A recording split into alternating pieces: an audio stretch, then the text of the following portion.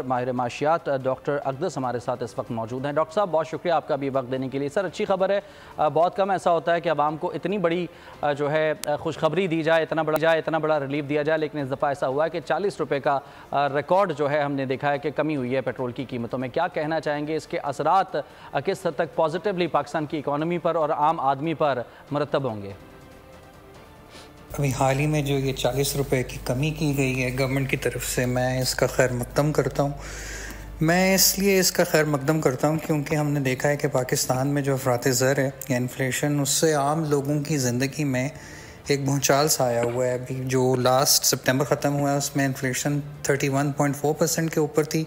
और अभी हमने ये देखा है कि जैसे ही आलमी मंडी में, इंटरनेशनल मार्केट में ऑयल की प्राइसेस में कमी वाक़ई हुई है और साथ ही साथ पाकिस्तान का रुपी जो कि डॉलर के मुकाबले में आपने देखा है कि इतनी ज़बरदस्त उसके अंदर इम्प्रूवमेंट आई है, तो उसका जो फ़ायदा है वो गवर्नमेंट ने फौरी तौर पे कंज्यूमर्स या आम लोगों की तरफ पास ऑन कर दिया है। आने वाले दिनों में मशरक़ वस्ता के अंदर जो सियासी हालात हैं वो बहुत कशीदा होते चले जा रहे हैं और शायद इसकी वजह से आलमी मंडी में तेल की कीमत फिर से ऊपर जाए। इन्फ्लेशन है ओवरऑल, उसमें ऑलमोस्ट 25% उसका कंपोनेंट जो है वो फ्यूल, गैस और हाउस होल्ड एक्सपेंडिचर्स हैं। इससे बहुत मदद मिलेगी और इंशाल्लाह अफरात ज़र को कम करने में एक बहुत बड़ा कदम साबित होगा।